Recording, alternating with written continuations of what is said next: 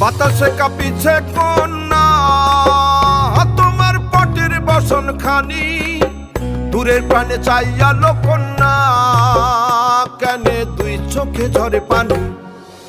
নয়া গাঙ্গের পারে গো বৃক্ষ, বৃক্ষের চিরল চিরল পাতা, কে তুমি সুন্দর কন্যা, তোমার মুখে নাই কেন কথা।